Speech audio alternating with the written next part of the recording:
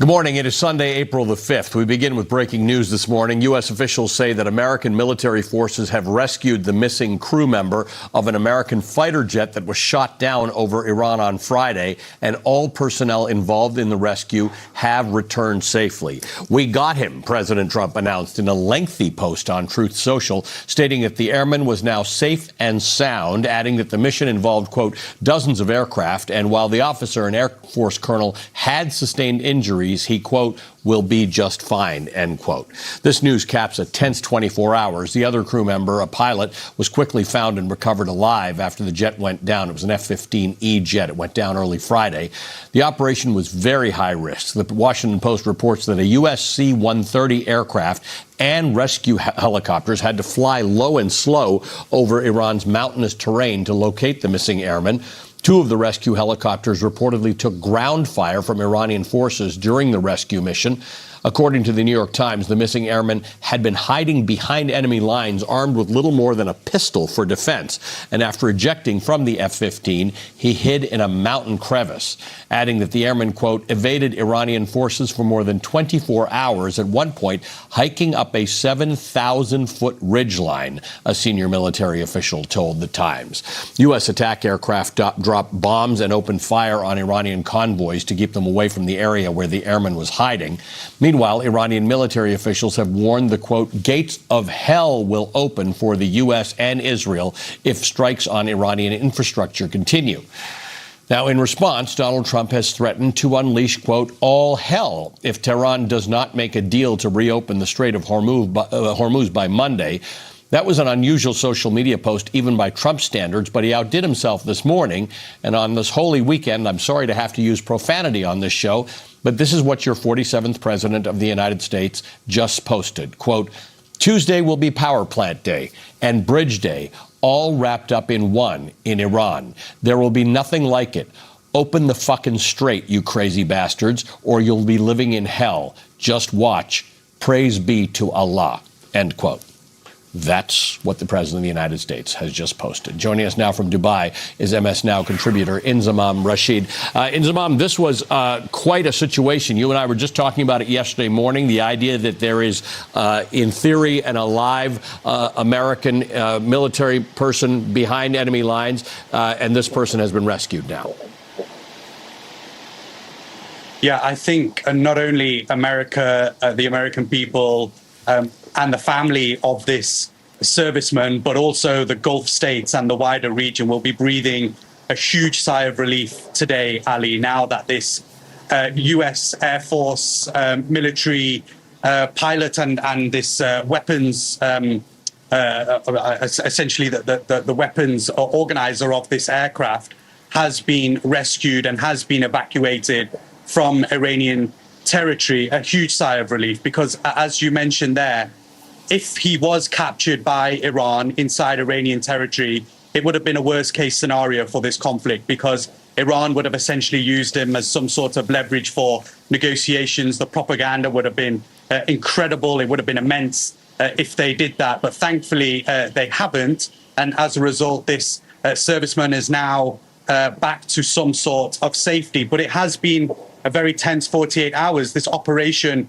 was incredibly high risk. It meant that, as you mentioned, some of the aircraft had to fly low to this very mountainous terrain inside Iran. There was clear fighting on the ground as well as a result. But look, the Iranians have come out today and refuted some of the reporting that's ongoing, suggesting that it was the US that had to bomb some of its own aircraft, including some of those C-130 jets and also two Black Hawks. Iran have come out and said that the IRGC are saying that two American C-130 transport aircrafts and two Black Hawk helicopters were shot down by their military. And then they've released some images, and these are unverified images as of yet, showing a crash site around 28 miles south of the Iranian city of Isfahan. And the images actually show components from at least one large propeller-driven plane and helicopter. Again, no confirmation as to whether this has been as a result of Iranian fire on these jets and helicopters. that have downed them during this operation, which took place over the last 48 hours. Iran have also come out and said, this is from the representative of the Iranian supreme leader. He said that the US president sought to restore America's lost prestige after the destruction of his fighter jet. But in doing so, he has also lost several aircraft, helicopters, and forces. I think what's really clear, and what has been over the last 48 hours, ever since this F-15 was shot down by Iran on Friday, is that Iran does have military capabilities, Ali, despite whatever the president and his team have said. They've shown their force by taking down a number of planes, by targeting helicopters as well. And that will be a real concern for not just America, Israel, but also the Gulf states where I am, Ali. Right, because there have been unequivocal statements by the American military and the president and the Secretary of Defense that Iran does not have these capabilities. They may not have many of them, but they've got some of them, as we've obviously seen in the last 48 hours. There's a lot of confusion and a lot of misinformation flying around Inzamam, so we really rely on you and your colleagues for your excellent reporting. MS Now contributor Inzamam Rashid for us in Dubai. We'll continue to stay on this story. I want to head back to Washington. If you've started to notice some scrambling at the White House, let's say an executive order aimed at limiting mail-in voting, or a primetime address to the nation from the Oval Office, or a number of reports from inside the administration that they're racking their brains to end the war in Iran, or a couple of cabinet firings. It may be because every day is another step closer to the midterms. The midterm elections, which we talk about in fairly general terms, are a specific date. They're on November the 3rd, 212 days away. And Donald Trump's approval rating dipped to 35% in a new CNN poll. That's as low as it's ever been in that poll. And generally speaking, it's about as low as it gets for Donald Trump because he has a built-in base of about a third of the country that will simply not see him through a critical lens, regardless of what he does. Which means mathematically fully 64% of Americans disapprove of Trump. In a Quinnipiac poll released last week, 51% of registered voters said they would want to see Democrats take control of the House in November. That's an 11-point lead over Republicans. Donald Trump's political instincts are to address his plummeting popularity by trying to discredit the elections by sowing doubts about the integrity of the election. Why not? Almost worked for him in the past. So this past Tuesday, he signed an executive order seeking to limit mail-in voting. It directed the Homeland Security Department to create an approved list of absentee voters and forbade states from sending mail-in ballots to any voter who's not on this pre-approved list. So in essence, it would provide the federal government the way of preventing eligible voters from accessing absentee ballots. 23 Democratic-run states have already sued the government over the executive order. And as things stand, Democrats have momentum heading into November. But again, it's 212 days away. And in the next few weeks, however, Democrats have got some opportunities to capitalize on the momentum that is theirs at the moment. This Tuesday, for instance, a Democrat has a chance. I want to be really clear about this. It's a small chance to flip a Republican-held seat again. Since Donald Trump's election in November 2024, take a look at this picture. This is interesting. Democrats have flipped 30 seats that were previously held by Republicans, including in New Jersey and Virginia's legislative elections, which were in November, and in other state-level special elections across the country. These are state legislature-level elections. In that same period, Republicans have not flipped a single Democratic-held seat. Now, the one I was telling you about on Tuesday, some context here. This is Georgia's 14th congressional district. It was represented until January by Marjorie Taylor Greene, and there is a runoff election for the remainder of Marjorie Taylor Greene's term. The runoff election is on Tuesday. There was an election a few weeks ago, but in some of these southern states, for various reasons, racism being among them, you have to get 50% in order to win, and nobody got 50%. However, there's a long shot chance here for the Democrat Sean Harris.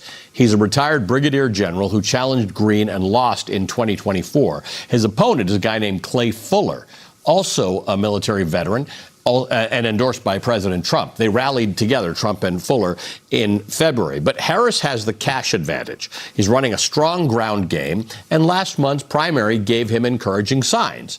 He was, and I will say this, he was expected to be, because it was a big primary, he was the top vote getter of the night, with several Republicans splitting the rest of the vote amongst themselves. But the way it goes in some of these southern states is all those other people who didn't win, their voters will probably all get together and That'll be the result.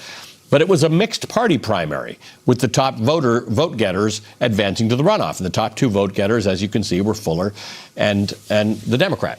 While Trump endorsed the Republican candidate, Marjorie Taylor Greene, who is still relatively popular in her home district, has not endorsed anyone in this race.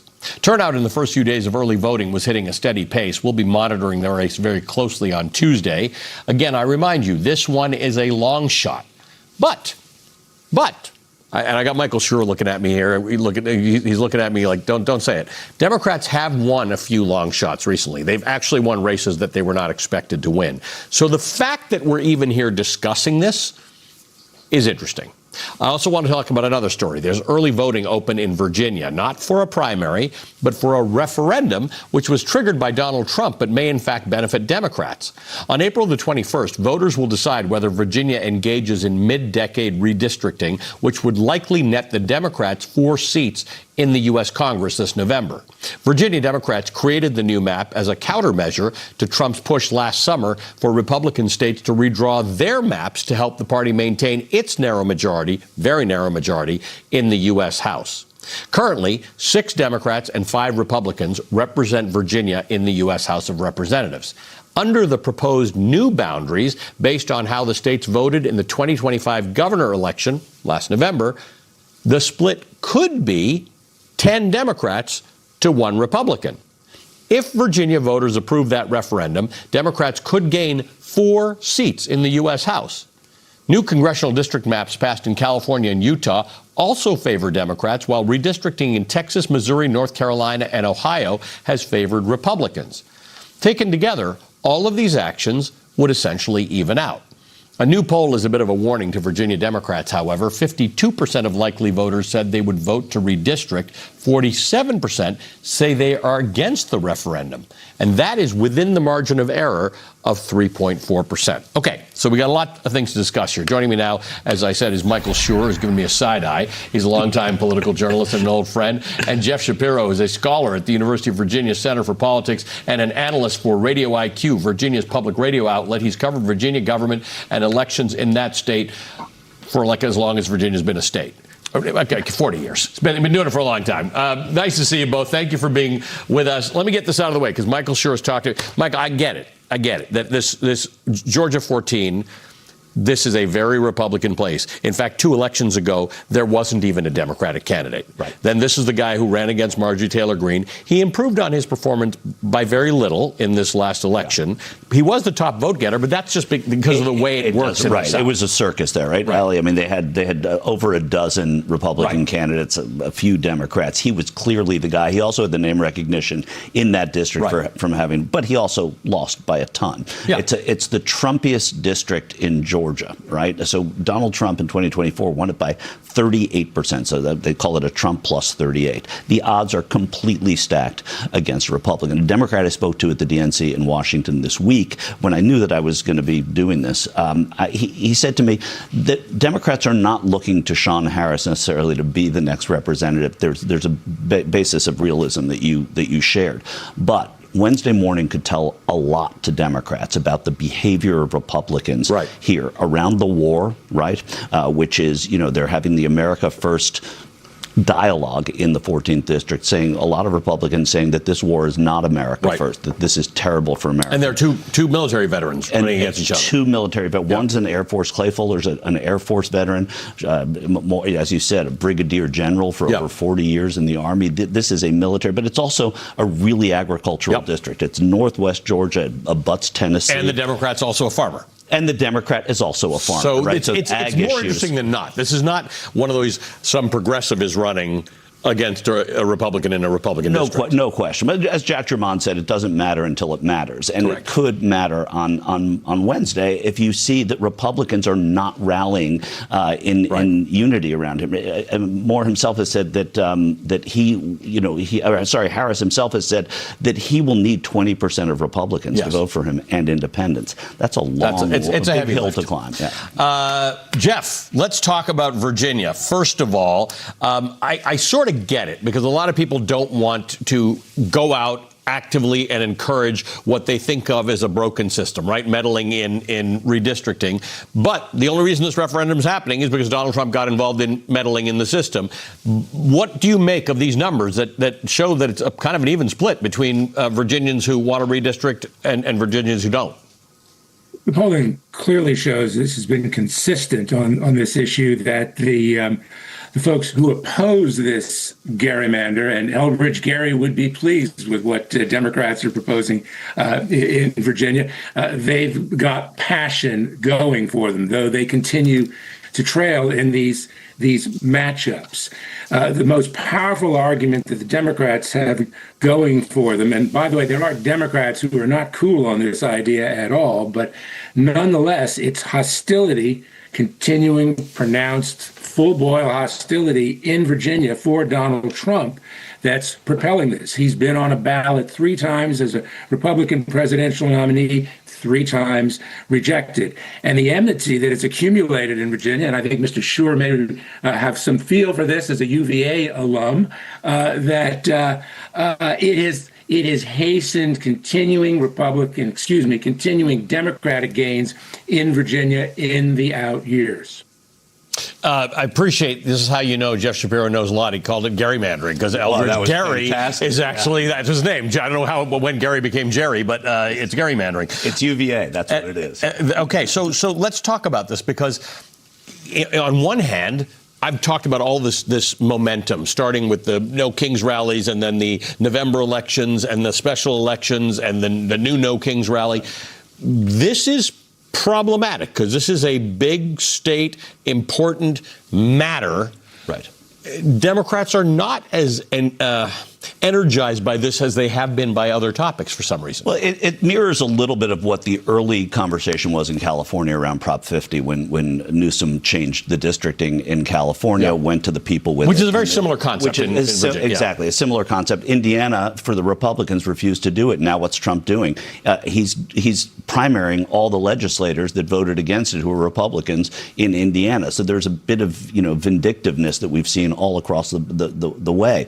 However, what makes this different, and I'm glad you framed it the way you did with talking about the No Kings rallies, talking about pushing back. Democrats have been criticized nationally for not, by their own party, for not pushing back hard enough, right? So when you do it, it has a cumulative effect, is what many sort of rank and file Democrats say. We need to fight harder. So you're going to lose some of these fights. I don't think they're going to lose in Virginia. From what I can tell, it is within the margin of error. There were Democrats in California that were opposed to Prop 50. There are Democrats in Virginia who are opposed to this. But the whole notion that Democrats are fighting back, that's what Democrats on a grassroots level want to see their party do, which it hasn't done very often. And now at least they're doing it. So if there's some cold feet about it, that's natural. But at least they're following through with it, is what Democrats do. I'm going to ask you both to hang around for a second. I'm going to take a quick break. We'll continue the conversation with Jeff Shapiro and Michael Schur right after this. You're watching Velshi.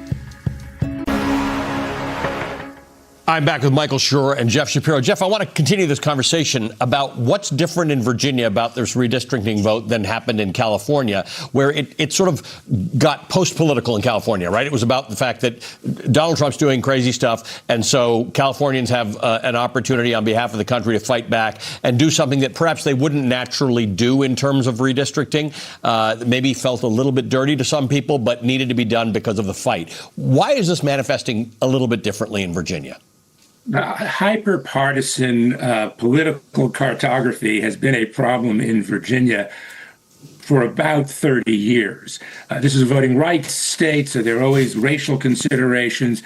But as the legislature flipped, Republicans used many of the same tricks that the Democrats had been using. And this just became more granular, more surgical, more finely tuned. Voters had their fill of this, and barely 6 years ago revised the state's constitution to remove the legislature's redistricting power and turn it over to a bipartisan commission. It deadlocked in its first go-around. The Supreme Court of Virginia prepared districts that generally largely reflected the close division in this state. Democrats want to, upend this, supposedly in the interest of countering Trump's heavy-handedness. But there are lots of technical complications here. For example, Virginians are voting in a referendum in the middle of April. This is new. This is different. We're in the middle of, by the way, 45 days of early voting. Republicans have been in and out of court trying to delay this, if not stop it altogether. The Supreme Court of Virginia green-lighted the referendum, but made clear in its order that it will decide the merits of this issue after the referendum. So it's entirely possible. So, in fact, the result on April 21st, as I'm standing in front of that board telling all our viewers about it, may not be the result? You could be before that big board, and the numbers could be encouraging for those who support this. But then when the matter is before the court on the merits, the big news, conceivably, possibly, I'm trying to use the conditional verb tense here, could be that this is illegal and unconstitutional. So this is a rich process and procedure-oriented story, but one in which these little twists and turns could have a very significant impact. Okay, so putting the technical part of this aside, which will be very important, as Jeff has just pointed out, it could be decisive. That said, the results will matter psychologically to people. Of course they will. And I think there's a lot of psychology here. You know, with all that Jeff said, the other fact is that California reacted immediately after Trump did it in Texas. So there was more energy behind saying, if they're going to do this, we're going to do it. Now there's been a little more of a lag in time in Virginia, which I think has made it a little more analytical and a little more difficult for Virginia Democrats to go about it. They also had a Republican governor for a while, and then Spanberger came in. So there's sort of a change of power that gave momentum to this thing. But yeah, I think when you look at this and you see what Democrats are doing there, and you look at these results, look, the California results were challenged in the courts. There was no merit to it. These will be challenged. You won't know. But Democrats will at least have the feeling that they've convinced Virginia voters that this is the way to go and this is the way to respond to the rule breaking that's happening on the other side. Jeff, let me ask you something, because there's been a lot of criticism about how Abigail Spanberger was the new kind of Democrat that's going to win in this country, fairly moderate. I think this is all kind of nonsense, because people who don't like Trump want people who are going to fight. This move, is this associated in Virginia with being some sort of a far left radical move or not? The complication for Abigail Spanberger is that she comports herself as a center-left, can-do, solutions-oriented Democrat. I mean, I think her instincts are largely as a social liberal, but elections, statewide elections, are consistently decided in the middle in Virginia. Spanberger appreciates that, and her record as a congressional candidate and as a statewide candidate affirm that. There's another rub here, and that is the gerrymander in its various forms over the arc of her career really shaped her career. When she ran for the first time in 2018 in a district, the boundaries of which had been contested, she had to be very mindful of the rural outlying areas of that district. It was anchored in a blue suburb, but nonetheless, she needed to kind of demonstrate to red voters that she walked the walk and talked the talk. Then the district was reoriented from the Richmond suburbs to the Northern Virginia suburbs, and she had to do it all over again with an entirely fresh different electorate. audience. Yeah. So she's always been sort of lukewarm on all of this, and having supported enthusiastically the move to this bipartisan redistricting commission. That said, she knows that she has to make and keep friends in the Democratic-controlled legislature, so she's endorsed this. She's cut a television spot, and she's even voted early and made a point of encouraging Virginians to do the same.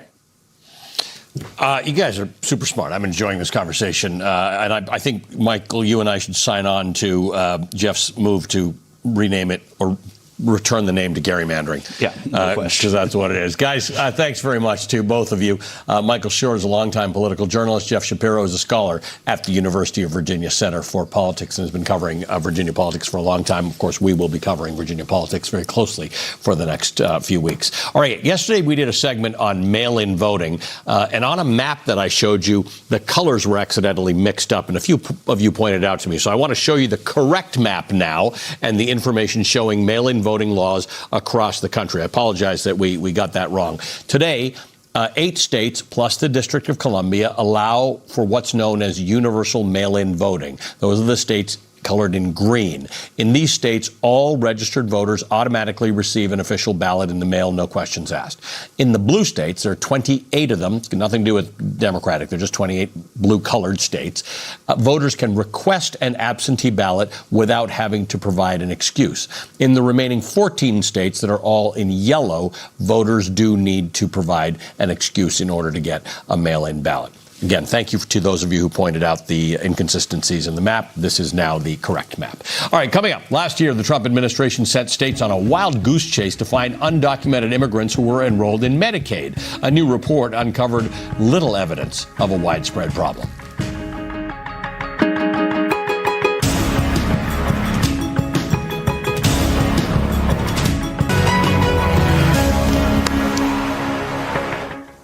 Last October, Mehmet Oz, the TV doctor turned administrator of the Centers for Medicare and Medicaid Services, posted on social media that more than $1 billion of federal taxpayer dollars were being spent on funding Medicaid for illegal immigrants in 5 states and Washington, D.C. The Trump administration then ordered state officials to investigate long lists of Medicaid enrollees to determine if they were undocumented and therefore ineligible for Medicaid. Medicaid, as you know, covers health costs for people with low incomes and people with disabilities. Those without legal status in this country are not eligible for Medicaid. Full stop. The federal government sent states the names of hundreds of thousands of Medicaid enrollees and ordered the states to determine whether they were ineligible based on their immigration status. It was a large undertaking. These were not short lists. We're talking of thousands and sometimes tens of thousands of names. A spokesperson for the Center for Medicare and Medicaid Services said that the verification checks were necessary for, quote, certain enrollees whose status could not be confirmed through federal data sources, end quote, which is sort of fascinating to me, given that Elon Musk and his Doge people were all over federal data. I assume the feds know everything they need to know about us, but apparently not. The health news website KFF recently reviewed the findings from 5 states and seems like the government is on a wild goose chase. As of March, both Pennsylvania and Colorado have checked the eligibility of a combined total of 79,000 Medicaid enrollees. Of the 79,000 Medicaid enrollees, officials determined that the number of people illegally benefiting from Medicaid was 0. The findings from the other states don't provide much evidence that undocumented immigrants are committing large-scale fraud either. Of the 65,000 people that Ohio has checked so far, 260 people were deemed to be ineligible and kicked off of Medicaid. In Texas, it was 77,000 out of 28,000. In Utah, it was 42 out of 8,000. To put this into perspective, 68.5 million people were enrolled in Medicaid at the end of 2025, according to the latest government data. From what KFF has found so far, fewer than 400 people in 5 states have been deemed ineligible. The reviews are ongoing. The government is continuing to send states more names to verify, but the findings reviewed by KFF so far do not reveal an alarming theft of government services that the Trump administration has been quick to suggest. More on this, I'm joined by Phil Gallowitz. He's a senior correspondent for KFF Health News, which we love because you don't bother. You guys just get into the detail, right? You're not driven by the politics of the whole thing. Phil, is this like the immigrants, undocumented people voting? Is this just another thing that the government is just trying to get people to think actually happens and should be a big concern of ours? Well, they've certainly drawn a lot of attention over the last year to the issue of are illegal immigrants benefiting from a government program. And they have made a lot of noise over it, made a lot of comments, and have had the states do a lot of work to double check and make sure that people who are on the program met all the rules. And they made a lot of announcements about this last summer, had a lot of states go check the information.